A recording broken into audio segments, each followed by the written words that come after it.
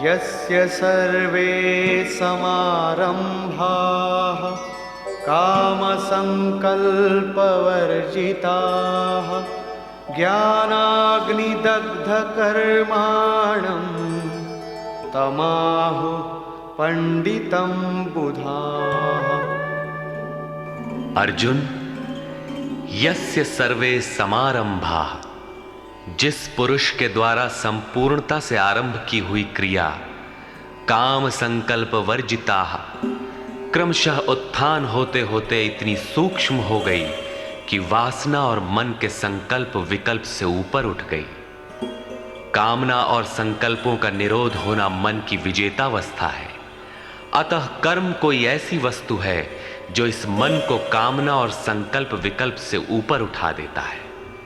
उस समय ज्ञानाग्नि दग्ध कर्माणम, अंतिम संकल्प के भी शमन के साथ, जिसे हम नहीं जानते, जिसे जानने के लिए हम इच्छुक थे, उस परमात्मा की प्रत्यक्ष जानकारी हो जाती है। क्रियात्मक पथ पर चलकर परमात्मा की प्रत्यक्ष जानकारी का नाम ही ज्ञान है। उस ज्ञान के साथ ही दग्ध कर्माणम, कर्म सदा के लिए दग्ध हो जाते हैं। जिसे पाना था पा लिया, आगे कोई सत्ता नहीं जिसकी शोध करे, इसलिए कर्म करके ढूंढे भी तो किसे। उस जानकारी के साथ कर्म की आवश्यकता समाप्त हो जाती है। ऐसी स्थिति वालों को ही बोध स्वरूप महापुरुषों ने पंडित कहकर संबोधित किया है। उनकी जानकारी पूर्ण है। ऐसी स्थिति वाला महापुरुष करता क्या है, रहता कैसे है, उसकी रहनी पर प्रकाश डालते हैं।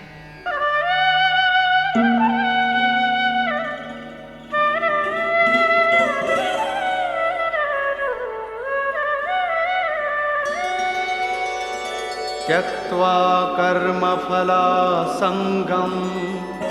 नित्यतृप्तो निराश्रयः कर्मण्यभिप्रवृत्तोऽपि नैव किंचित् करोति सः। अर्जुन, वह पुरुष सांसारिक आश्रय से रहित होकर नित्य वस्तु परमात्मा में ही तृप्त रहकर कर्मों के फल परमात्मा की आसक्ति को भी त्याग कर कर्म में अच्छी प्रकार बरतता हुआ भी कुछ नहीं करता।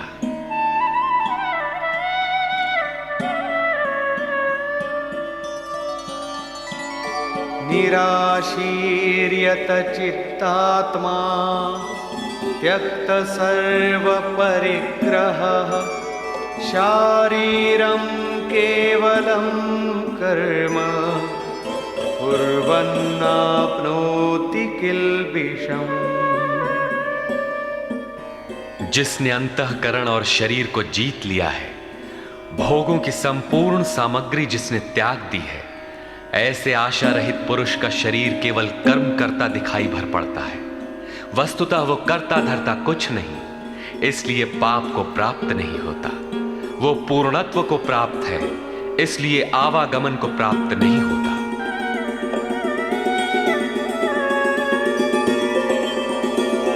यदृच्छालाभ संतुष्टो द्वन्द्वातीतो विमत्सरः समः सिद्धावसिद्धौ च कृत्वापि न निबध्यते। अपने आप जो कुछ भी प्राप्त हो उसी में संतुष्ट रहने वाला, सुख दुख राग द्वेष और हर्ष शोकादि द्वंद्वों से परे, विमत्सरः ईर्ष्या रहित तथा सिद्धि और असिद्धि में समभाव वाला पुरुष कर्मों को करके भी नहीं बंधता। सिद्धि अर्थात जिसे पाना था वो अब भिन्न नहीं है और वो कभी विलग भी नहीं होगा, इसलिए असिद्धि का भी भय नहीं है। इस प्रकार सिद्धि और असिद्धि में समभाव वाला पुरुष कर्म करके भी नहीं बंधता। कौन सा कर्म वो करता है? वही नियत कर्म, यज्ञ की प्रक्रिया। इसी को दोहराते हुए कहते हैं,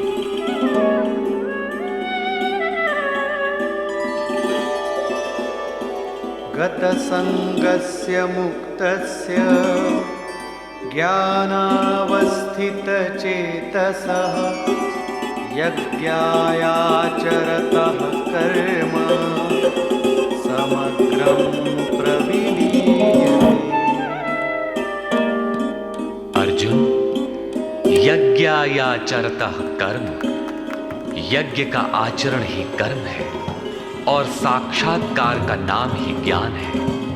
इस यज्ञ का आचरण करके साक्षात्कार के साथ ज्ञान में स्थित संग दोष और आसक्ति से रहित मुक्त पुरुष के संपूर्ण कर्म भली प्रकार विलीन हो जाते हैं। वे कर्म कोई परिणाम उत्पन्न नहीं कर पाते, क्योंकि कर्मों का फल परमात्मा उनसे भिन्न नहीं रह गया। अब फल में कौन सा फल लगेगा? इसलिए उन मुक्त पुरुषों को अपने लिए कर्म करने की आवश्यकता समाप्त हो जाती है।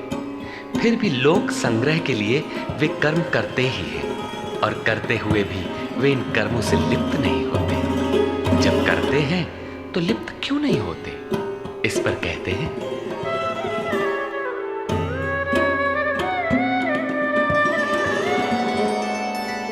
ब्रह्मार्पणं ब्रह्महविः ब्रह्माग्नौ ब्रह्मणाहुतं ब्रह्मैव तेन गन्तव्यं ब्रह्म कर्म समाधिना। ऐसे मुक्त पुरुष का समर्पण ब्रह्म है, हवि ब्रह्म है, अग्नि भी ब्रह्म ही है। अर्थात ब्रह्म रूप अग्नि में ब्रह्म रूपी कर्ता द्वारा जो हवन किया जाता है वो भी ब्रह्म है।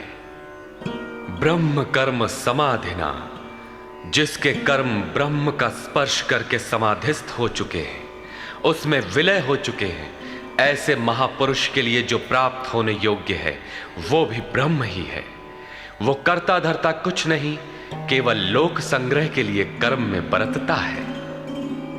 ये तो प्राप्ति वाले महापुरुष के लक्षण हैं, किंतु कर्म में प्रवेश लेने वाले प्रारंभिक साधक कौन सा यज्ञ करते हैं? अब यहां उसी यज्ञ को स्पष्ट करते हैं।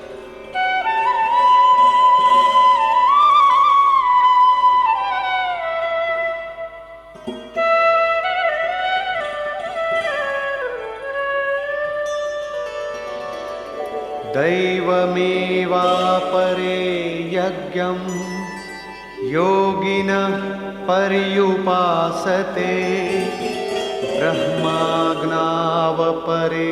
यज्ञं यज्ञेनैवोपजुह्वति। गत श्लोक में योगेश्वर श्री कृष्ण ने परमात्म स्थित महापुरुषों के यज्ञ का निरूपण किया, किंतु दूसरे योगी जो अभी उस तत्व में स्थित नहीं हुए हैं, क्रिया में प्रवेश करने वाले हैं, वे आरंभ कहां से करें? इस पर कहते हैं कि दूसरे योगी लोग दैवम यज्ञम अर्थात दैवी संपद को अपने हृदय में बलवती बनाते हैं, जिसके लिए ब्रह्मा का निर्देश था कि इस यज्ञ द्वारा तुम लोग देवताओं की उन्नति करो।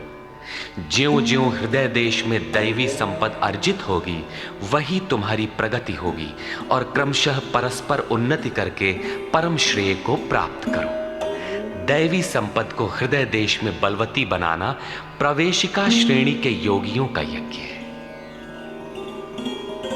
वो दैवी संपद अध्याय 16 के आरंभिक 3 श्लोकों में वर्णित है, जो हैं तो सब में केवल महत्वपूर्ण कर्तव्य समझकर उनकी जागृति करें, उनमें लगे। इन्हीं को इंगित करते हुए योगेश्वर ने कहा कि अर्जुन, तू शोक मत कर, क्योंकि तू दैवी संपद को प्राप्त हुआ है। तू मुझ में निवास करेगा, मेरे ही शाश्वत स्वरूप को प्राप्त करेगा, क्योंकि ये दैवी संपद परम कल्याण के लिए ही है। और इसके विपरीत आसुरी संपद नीच और अधम योनियों का कारण है। इसी आसुरी संपद का हवन होने लगता है, इसलिए ये यज्ञ है और यहीं से यज्ञ का आरंभ है। दूसरे योगी ब्रह्माग्नौ पर ब्रह्म परमात्म रूप अग्नि में यज्ञ के द्वारा ही यज्ञ का अनुष्ठान करते हैं। श्री कृष्ण ने आगे बताया कि इस शरीर में अधियज्ञ मैं हूं। यज्ञों का अधिष्ठाता अर्थात यज्ञ जिसमें विलय होते हैं, वो पुरुष मैं हूं। श्री कृष्ण एक योगी थे, सद्गुरु थे। इस प्रकार दूसरे योगीजन ब्रह्म रूपी अग्नि में यज्ञ अर्थात यज्ञ स्वरूप सद्गुरु को उद्देश्य बनाकर यज्ञ का अनुष्ठान करते हैं। सारांशतः सद्गुरु के स्वरूप का ध्यान करते हैं।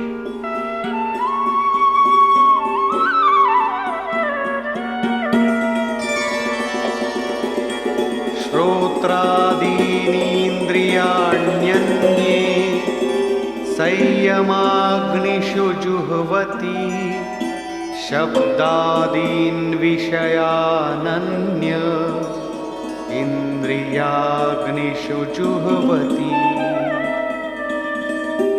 अन्य योगी जन श्रोत्रादिक अर्थात श्रोत्र, नेत्र, त्वचा, जिह्वा, नासिका सब इंद्रियों को संयम रूपी अग्नि में हवन करते हैं, अर्थात इंद्रियों को विषयों से समेटकर संयत कर लेते हैं। यहां आग नहीं जलती।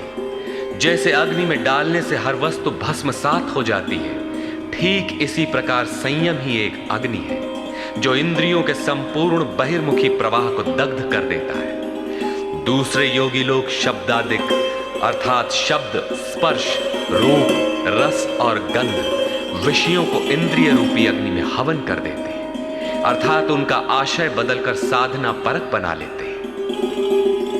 साधक को संसार में रहकर ही तो भजन करना है। सांसारिक लोगों के भले बुरे शब्द उससे टकराते ही रहते हैं। विषयोत्तेजक ऐसे शब्दों को सुनते ही साधक उनके आशय को योग, वैराग्य सहायक, वैराग्योत्तेजक भावों में बदलकर इंद्रिय रूपी अग्नि में हवन कर देते हैं। जैसे कि एक बार अर्जुन अपने चिंतन में रत था, अकस्मात उसके कर्ण कुहरों में संगीत लहरी झंझना उठी। उसने सिर उठाकर देखा तो उर्वशी खड़ी थी, जो एक वेश्या थी। सभी उसके रूप पर मुग्ध हो झूम रहे थे, किंतु अर्जुन ने उसे स्नेहिल दृष्टि से मातृवत देखा। उस शब्द रूप से मिलने वाले विकार विलीन हो गए, इंद्रियों के अंतराल में ही समाहित हो गए। यहां इंद्रिय ही अग्नि है। अग्नि में डाली हुई वस्तु जैसे भस्मसात हो जाती है, उसी प्रकार आशय बदलकर इष्ट के अनुकूल ढाल लेने पर विषयोत्तेजक रूप, रस, गंध, स्पर्श और शब्द भी भस्म हो जाते हैं। साधक पर कुप्रभाव नहीं डाल पाते। साधक इन शब्दादिकों में रुचि नहीं लेता, इन्हें ग्रहण नहीं करता। इन श्लोकों में अपरे, अन्य शब्द एक ही साधक की ऊंची नीची अवस्थाएं हैं। एक ही यज्ञकर्ता का ऊंचा नीचा स्तर है, न कि अपरे अपरे कहने से कोई अलग अलग यज्ञ।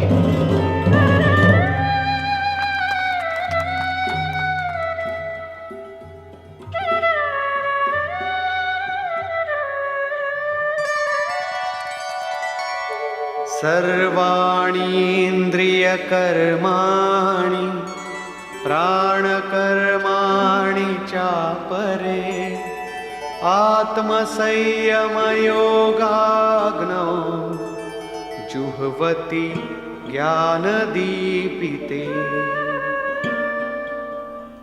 अभी तक योगेश्वर ने जिस यज्ञ की चर्चा की, उसमें क्रमशः दैवी संपत्ति को अर्जित किया जाता है। इंद्रियों की संपूर्ण चेष्टाओं का संयम किया जाता है। बलात् विषयोत्तेजक शब्दादिकों के टकराने पर भी उनका आशय बदलकर उनसे बचा जाता है। इससे उन्नत अवस्था होने पर दूसरे योगी जन संपूर्ण इंद्रियों की चेष्टाओं तथा प्राण के व्यापार को साक्षात्कार सहित ज्ञान से प्रकाशित परमात्म स्थिति रूपी योगाग्नि में हवन करते हैं। जब संयम की पकड़ आत्मा के साथ तद्रूप हो जाती है, प्राण और इंद्रियों का व्यापार भी शांत हो जाता है, उस समय विषयों को उद्दीप्त करने वाली और इष्ट में प्रवृत्ति दिलाने वाली दोनों धाराएं आत्मसात हो जाती हैं। परमात्मा में स्थिति मिल जाती है, यज्ञ का परिणाम निकल आता है। ये है यज्ञ की पराकाष्ठा। जिस परमात्मा को पाना था उसी में स्थिति आ गई तो शेष क्या रहा। पुनः योगेश्वर श्री कृष्ण यज्ञ को भली प्रकार समझाते हैं।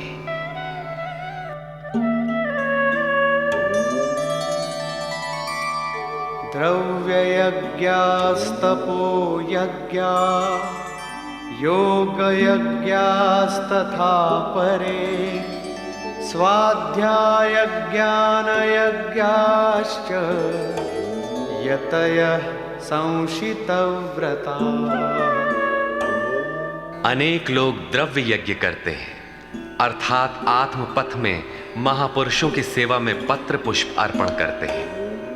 वे समर्पण के साथ महापुरुषों की सेवा में द्रव्य लगाते हैं। श्री कृष्ण आगे कहते हैं कि भक्ति भाव से पत्र पुष्प फल जल जो कुछ भी मुझे देता है उसे मैं खाता हूं और उसका परम कल्याण सृजन करने वाला होता हूं। ये भी यज्ञ ही है। हर आत्मा की सेवा करना, भूले हुए को आत्मपथ पर लाना द्रव्य यज्ञ है, क्योंकि प्राकृतिक संस्कारों को जलाने में समर्थ है। इसी प्रकार कई पुरुष तपोयज्ञ स्वधर्म पालन में इंद्रियों को तपाते हैं, अर्थात स्वभाव से उत्पन्न क्षमता के अनुसार यज्ञ की निम्न और उन्नत अवस्थाओं के बीच तपते हैं। इसी पथ की अल्पज्ञता में पहली श्रेणी का साधक शूद्र परिचर्या द्वारा, वैश्य दैवी संपद के संग्रह द्वारा, क्षत्रिय काम क्रोधादि के उन्मूलन द्वारा और ब्राह्मण ब्रह्म में प्रवेश की योग्यता के स्तर से इंद्रियों को तपाता है। सबको एक जैसा परिश्रम करना पड़ता है। वास्तव में यज्ञ एक ही है, अवस्था के अनुसार ऊंची नीची श्रेणियां गुजरती जाती हैं। पूज्य महाराज जी कहते थे, मन सहित इंद्रियों और शरीर को लक्ष्य के अनुरूप तपाना ही तप कहलाता है। ये लक्ष्य से दूर भागेंगे, इन्हें समेट कर उधर ही लगाओ। अनेक पुरुष योग यज्ञ का आचरण करते हैं। प्रकृति में भटकती हुई आत्मा का प्रकृति से परे परमात्मा से मिलन का नाम योग है। योग की परिभाषा अध्याय 6/23 में दृष्टव्य है। सामान्यतः दो वस्तुओं का मिलन योग कहलाता है।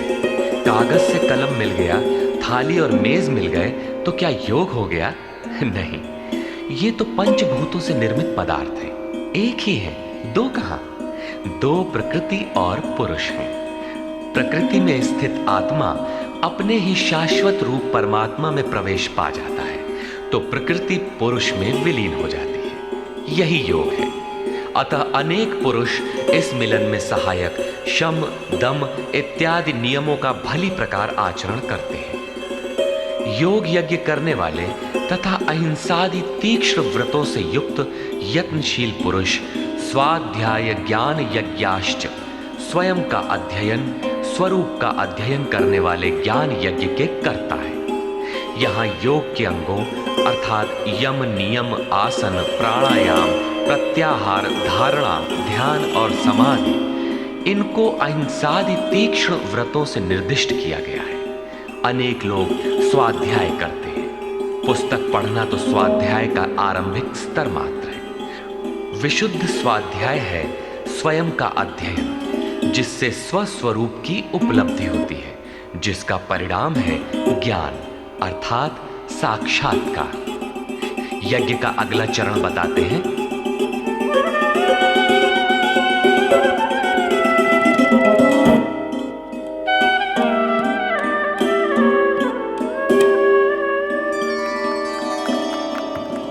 अपाने जुह्वति प्राणं प्राणे पानं तथा परे प्राणापानगतिरुद्ध्वा प्राणायामपरायणा। बहुत से योगी अपान वायु में प्राण वायु का हवन करते हैं और उसी प्रकार प्राण वायु में अपान वायु का हवन करते हैं। इससे सूक्ष्म अवस्था हो जाने पर अन्य योगी जन प्राण और अपान दोनों की गति रोककर प्राणायाम के परायण हो जाते हैं। जिसे श्री कृष्ण प्राण अपान कहते हैं, उसी को महात्मा बुद्ध अनापान कहते हैं। इसी को उन्होंने श्वास प्रश्वास भी कहा है। प्राण वो श्वास है जिसे आप भीतर खींचते हैं और अपान वो श्वास है जिसे आप बाहर छोड़ते हैं। योगियों की अनुभूति है कि आप श्वास के साथ बाह्य वायुमंडल के संकल्प भी ग्रहण करते हैं और प्रश्वास में इसी प्रकार आंतरिक भले बुरे चिंतन की लहर फेंकते रहते हैं। बाह्य किसी संकल्प का ग्रहण न करना प्राण का हवन है तथा भीतर संकल्पों को न उठने देना अपान का हवन है। न भीतर से किसी संकल्प का स्फुरण हो और न ही बाह्य दुनिया में चलने वाले चिंतन अंदर क्षोभ उत्पन्न कर पाए। इस प्रकार प्राण और अपान दोनों की गति सम हो जाने पर प्राणों का याम अर्थात निरोध हो जाता है। यही प्राणायाम है। ये मन की विजितावस्था है। प्राणों का रुकना और मन का रुकना एक ही बात है। प्रत्येक महापुरुष ने इस प्रकरण को लिया है। वेदों में इसका उल्लेख है, चत्वारि वाक पारमिता पदानि। इसी को पूज्य महाराज जी कहा करते थे। हो, एक ही नाम को 4 श्रेणियों से जपा जाता है, बैखरी, मध्यमा, पश्यंती और परा। बैखरी उसे कहते हैं जो व्यक्त हो जाए, नाम का इस प्रकार उच्चारण हो कि आप सुने और बाहर कोई बैठा हो तो उसे भी सुनाई पड़े। मध्यमा अर्थात मध्यम स्वर में जप, जिसे केवल आप ही सुने, बगल में बैठा हुआ व्यक्ति भी उस उच्चारण को सुन न सके। ये उच्चारण कंठ से होता है। धीरे धीरे नाम की धुन बन जाती है, डोर लग जाती है। साधना और सूक्ष्म हो जाने पर पश्यंती अर्थात नाम देखने की अवस्था आ जाती है। फिर नाम को जपा नहीं जाता, यही नाम श्वास में ढल जाता है। मन को दृष्टा बनाकर खड़ा कर दें, देखते बर रहें कि सांस कहती क्या है, सांस आती है कब, बाहर निकलती है कब, कहती है क्या। महापुरुषों का कहना है कि ये सांस नाम के सिवाय और कुछ कहती ही नहीं। साधक नाम का जप नहीं करता, केवल उससे उठने वाली धुन को सुनता है, सांस को देखता भर है, इसलिए इसे पश्यंती कहते हैं। पश्यंती में मन को दृष्टा के रूप में खड़ा करना पड़ता है, किंतु साधन और उन्नत हो जाने पर सुनना भी नहीं पड़ता। एक बार सुरत लगा भर दे, स्वतः सुनाई देगा। जपय न जपावे अपने से आवे, न स्वयं जपो न मन को सुनने के लिए बाध्य करो, और जप चलता रहे। इसी का नाम है अजपा। ऐसा नहीं कि जप प्रारंभ ही न करें और आ गई अजपा। यदि किसी ने जप नहीं प्रारंभ किया तो अजपा नाम की कोई वस्तु भी उसके पास नहीं होगी।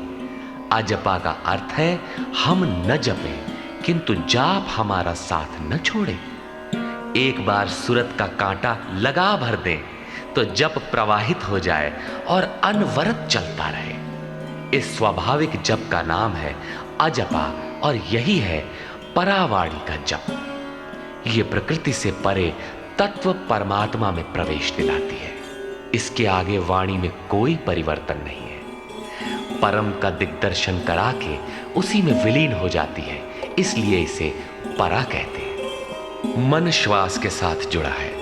जब श्वास पर दृष्टि है, श्वास में नाम ढल चुका है, भीतर से न तो किसी संकल्प का उत्थान है और न बाह्य वायुमंडल के संकल्प भीतर प्रवेश कर पाते हैं। यही मन पर विजय की अवस्था है। इसी के साथ यज्ञ का परिणाम निकल आता है।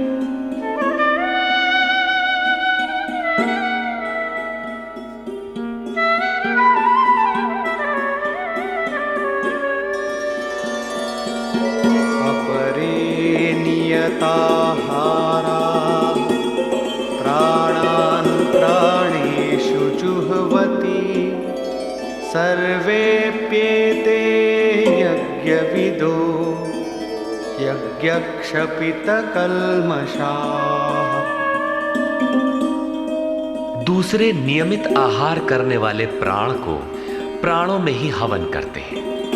पूज्य महाराज जी कहा करते थे कि योगी का आहार दृढ़, आसन दृढ़ और निद्रा दृढ़ होनी चाहिए। आहार विहार पर नियंत्रण बहुत आवश्यक है।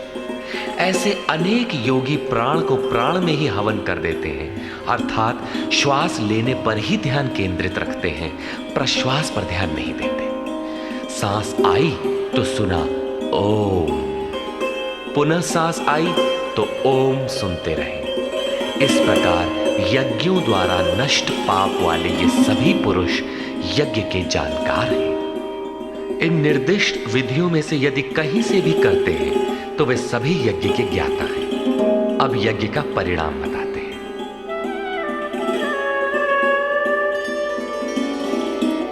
यज्ञशिष्टामृतभुजो यान्ति ब्रह्म सनातनम् नायं लोकोऽस्त्ययज्ञस्य कुतोऽन्यः कुरु सत्तमा।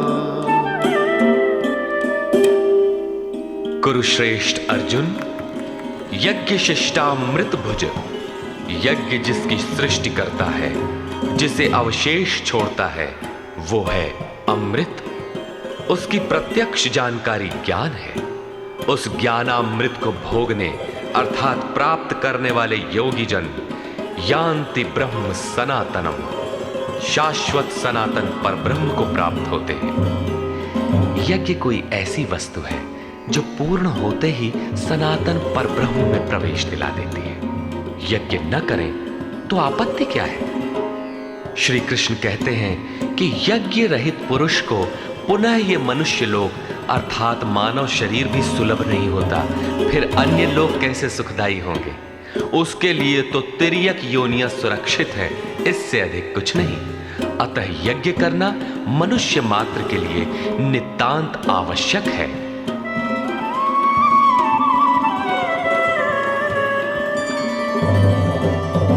एवं बहुविधा यज्ञा वितता ब्रह्मणो मुखे कर्मजान् विद्धितान् सर्वान् एवं ज्ञात्वा विमोक्ष्यसे। इस प्रकार उपर्युक्त बहुत प्रकार के यज्ञ वेद की वाणी में कहे गए हैं, ब्रह्म के मुख से विस्तारित है। प्राप्ति के पश्चात महापुरुषों के शरीर को परब्रह्म धारण कर लेता है। ब्रह्म से अभिन्न अवस्था वाले उन महात्माओं की बुद्धि मात्र यंत्र होती है, उनके द्वारा वो ब्रह्म ही बोलता है। उसकी वाणी में इन यज्ञों का विस्तार किया गया है। इन सब यज्ञों को तू कर्मजान विद्धि, कर्म से उत्पन्न हुआ जान। यही पहले भी कहे आए हैं, यज्ञः कर्म समुद्भवः।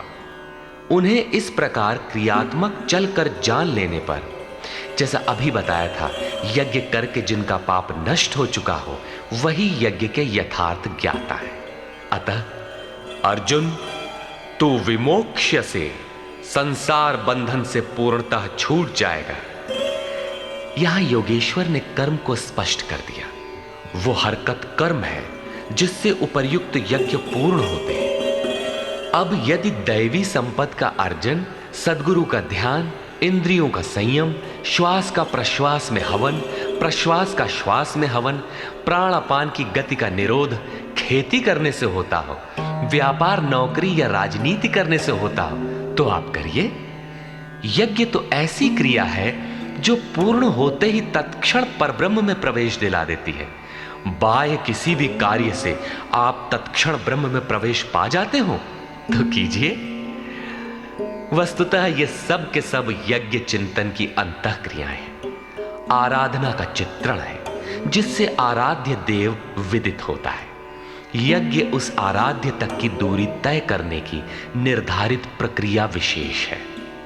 ये यज्ञ श्वास प्रश्वास, प्राणायाम इत्यादि जिस क्रिया से संपन्न होते हैं उस कार्य प्रणाली का नाम कर्म है। कर्म का शुद्ध अर्थ है आराधना, चिंतन। प्रायः लोग कहते हैं कि संसार में कुछ भी किया जाए हो गया कर्म, कामना से रहित होकर कुछ भी करते जाओ हो गया निष्काम कर्मयोग। कोई कहता है कि अधिक लाभ के लिए विदेशी वस्त्र बेचते हैं तो आप सकामी हैं, देश सेवा के लिए स्वदेशी बेचें तो हो गया निष्काम कर्मयोग। निष्ठापूर्वक नौकरी करें, हानि लाभ की चिंता से मुक्त होकर व्यापार करें, हो गया निष्काम कर्मयोग। जय पराजय की भावना से मुक्त होकर युद्ध करें, चुनाव लड़ें, हो गए निष्कर्मी। मरोगे तो मुक्ति हो जाएगी। वस्तुतः ऐसा कुछ भी नहीं है। योगेश्वर श्री कृष्ण ने स्पष्ट शब्दों में बताया कि इस निष्काम कर्म में निर्धारित क्रिया एक ही है। व्यवसायात्मिका बुद्धिरेकेह कुरु नंदन। अर्जुन, तू निर्धारित कर्म को कर। यज्ञ की प्रक्रिया ही कर्म है। यज्ञ क्या है? श्वास प्रश्वास का हवन, इंद्रियों का संयम, यज्ञ स्वरूप महापुरुष का ध्यान, प्राणायाम, प्राणों का निरोध। ये यज्ञ जिससे होने लगे उस क्रिया का नाम कर्म है। संपूर्ण गीता में एक भी श्लोक ऐसा नहीं है जो सांसारिक कार्य व्यापारों का समर्थन करता हो। प्रायः यज्ञ का नाम आने पर लोग बाहर एक यज्ञ वेदी बनाकर तिल जौ लेकर स्वाहा बोलते हुए हवन प्रारंभ कर देते हैं। ये एक धोखा है। द्रव्य यज्ञ दूसरा है जिसे श्री कृष्ण ने कई बार कहा, किंतु पशु बलि, वस्तुदाह इत्यादि से इसका कोई संबंध नहीं है।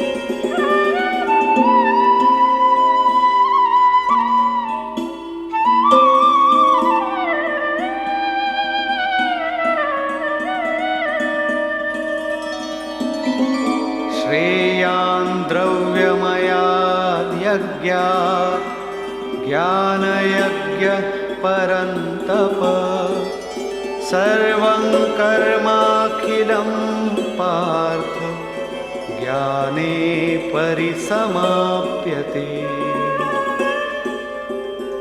अर्जुन, सांसारिक द्रव्यों से सिद्ध होने वाले यज्ञ की अपेक्षा ज्ञान यज्ञ, जिसका परिणाम ज्ञान अर्थात साक्षात्कार है, यज्ञ जिसकी सृष्टि करता है, उस अमृत तत्व की जानकारी का नाम ज्ञान है। ऐसा यज्ञ श्रेयस्कर है, परम कल्याणकारी है। हे पार्थ, संपूर्ण कर्म ज्ञान में शेष हो जाते हैं, परिसमाप्यते, भली प्रकार समाहित हो जाते हैं। ज्ञान यज्ञ की पराकाष्ठा है। उसके पश्चात कर्म किए जाने से न कोई लाभ है और न छोड़ देने से उस महापुरुष की कोई क्षति ही होती है। इस प्रकार भौतिक द्रव्यों से होने वाले यज्ञ भी यज्ञ है, किंतु उस यज्ञ की तुलना में जिसका परिणाम साक्षात्कार है, उस ज्ञान यज्ञ की अपेक्षा अत्यंत अल्प है। आप करोड़ का हवन करें, सैकड़ों यज्ञ वेदी बना लें, सतपथ पर द्रव्य लगावें, साधु संत महापुरुषों की सेवा में द्रव्य लगावें, किंतु इस ज्ञान यज्ञ की अपेक्षा अल्प है।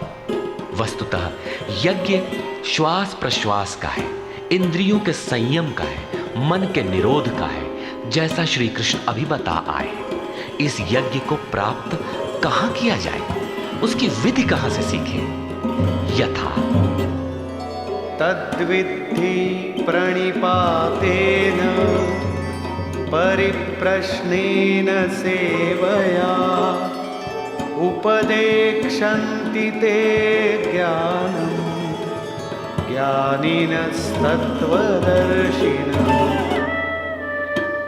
इसलिए अर्जुन, तू तत्वदर्शी महापुरुष के पास जाकर भली प्रकार प्रणत होकर, अर्थात दंडवत प्रणाम करके, अहंकार त्याग कर, शरण होकर, भली प्रकार सेवा करके, निष्कपट भाव से प्रश्न करके तो उस ज्ञान को जान।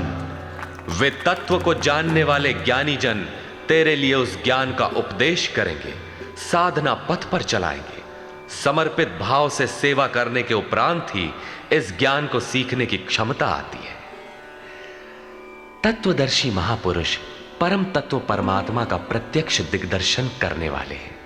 वे यज्ञ की विधि विशेष के ज्ञाता हैं और वही आपको भी सिखाएंगे।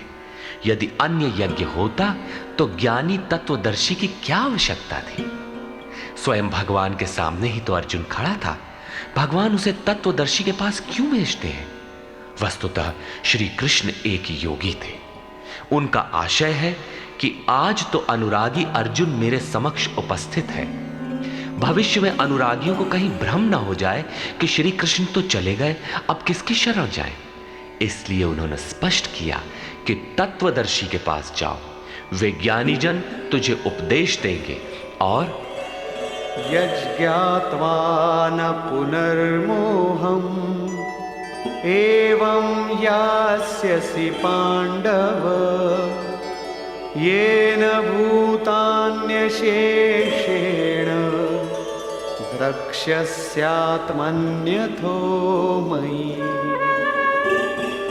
उस ज्ञान को उनके द्वारा समझकर तू इस प्रकार फिर कभी मोह को प्राप्त नहीं होगा। उनसे दी गई जानकारी के द्वारा उस पर चलते हुए तू अपनी आत्मा के अंतर्गत संपूर्ण भूतों को देखेगा, अर्थात सभी प्राणियों में इसी आत्मा का प्रसार देखेगा। जब सर्वत्र एक ही आत्मा के प्रसार को देखने की क्षमता आ जाएगी, उसके पश्चात तू मुझ में प्रवेश करेगा। अतः उस परमात्मा को पाने का साधन तत्व स्थित महापुरुष के द्वारा है। ज्ञान के संबंध में, धर्म और शाश्वत सत्य के संबंध में श्री कृष्ण के अनुसार किसी तत्वदर्शी से ही पूछने का विधान है।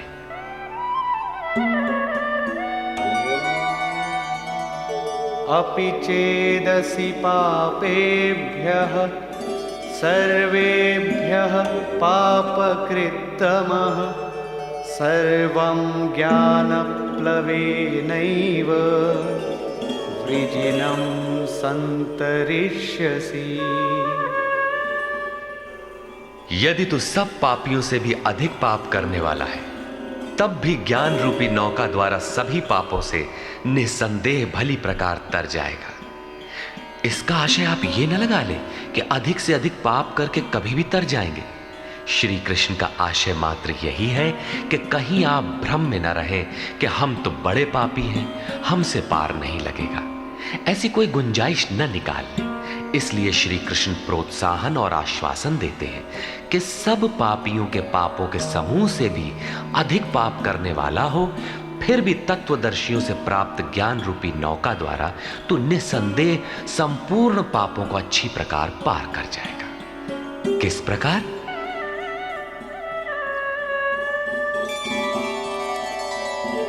यथैधांसि समिद्धोऽग्निः भस्मसात् कुरुतेऽर्जुन ज्ञानाग्निः सर्वकर्माणि भस्मसात् कुरुते तथा। अर्जुन, जिस प्रकार प्रज्वलित अग्नि ईंधन को भस्म कर देता है, ठीक उसी प्रकार ज्ञान रूपी अग्नि संपूर्ण कर्मों को भस्म कर देता है। यह ज्ञान की प्रवेशिका नहीं है जहां से यज्ञ में प्रवेश मिलता है, वरन यह ज्ञान अर्थात साक्षात्कार की पराकाष्ठा का चित्रण है, जिसमें पहले विजातीय कर्म भस्म होते हैं और फिर प्राप्ति के साथ चिंतन कर्म भी उसी में विलय हो जाते हैं। जिसे पाना था पा लिया, अब आगे चिंतन कर किसे ढूंढे? ऐसा साक्षात्कार वाला ज्ञानी संपूर्ण शुभाशुभ कर्मों का अंत कर लेगा। वो साक्षात्कार होगा कहां? बाहर होगा अथवा भीतर? इस पर कहते हैं,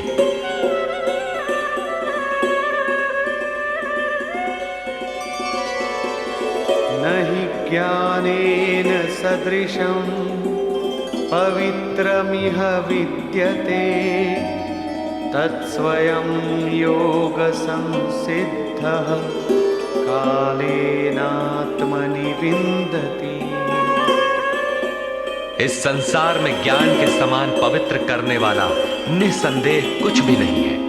उस ज्ञान अर्थात साक्षात्कार को तू स्वयं, दूसरा नहीं, योग की परिपक्व अवस्था में, आरंभ में नहीं, अपनी आत्मा के अंतर्गत हृदय देश में ही अनुभव करेगा, बाहर नहीं। इस ज्ञान के लिए कौन सी योग्यताएं अपेक्षित है? योगेश्वर के ही शब्दों में,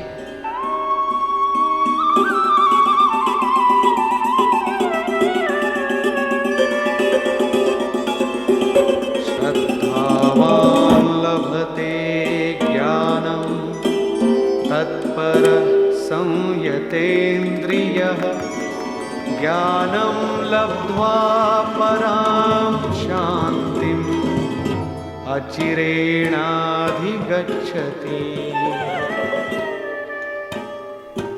श्रद्धावान, तत्पर तथा संयतेंद्रिय पुरुष ही ज्ञान प्राप्त कर पाता है। भावपूर्वक जिज्ञासा नहीं है तो तत्वदर्शी की शरण जाने पर भी ज्ञान नहीं प्राप्त होता।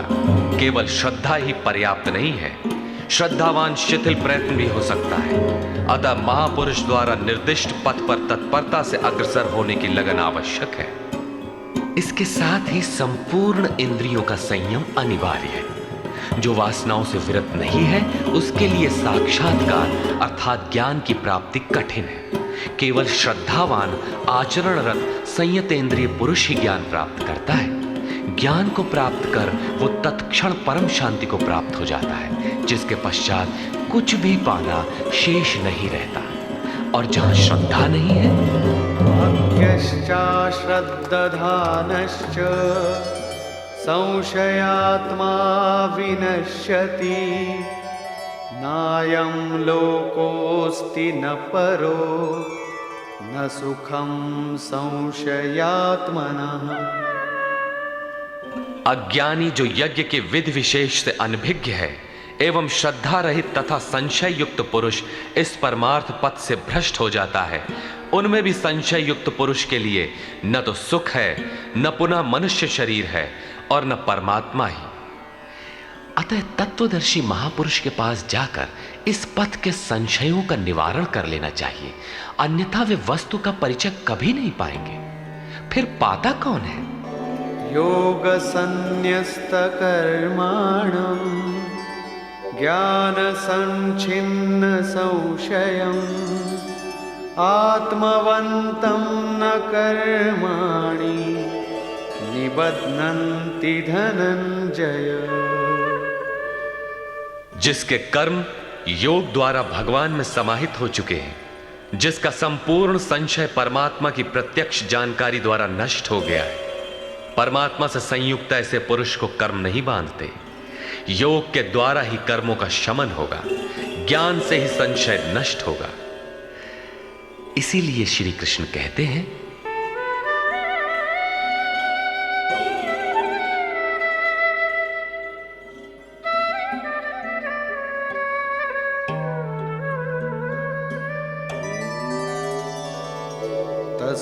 तस्मादज्ञान संभूतं हृत्स्थं ज्ञानासीनात्मनः चित्वैनं संशयं योगम् आतिष्ठोत्तिष्ठ भारत।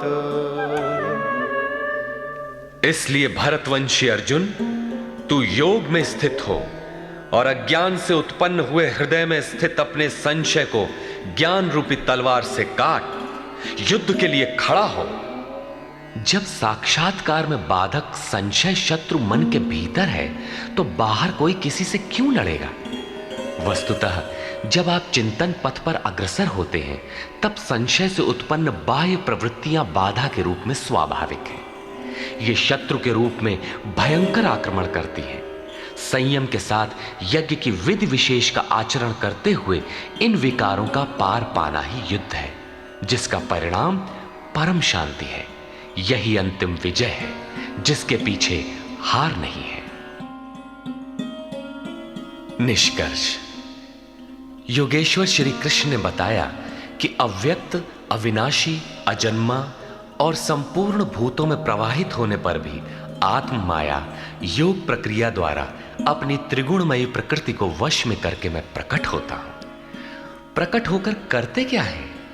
साध्य वस्तुओं को परित्राण देने तथा जिनसे दूषित उत्पन्न होते हैं उनका विनाश करने के लिए, परम धर्म परमात्मा को स्थिर करने के लिए मैं आरंभ से पूर्ति पर्यंत पैदा होता हूं। मेरा वो जन्म और कर्म दिव्य है, उसे केवल तत्वदर्शी ही जान पाते हैं।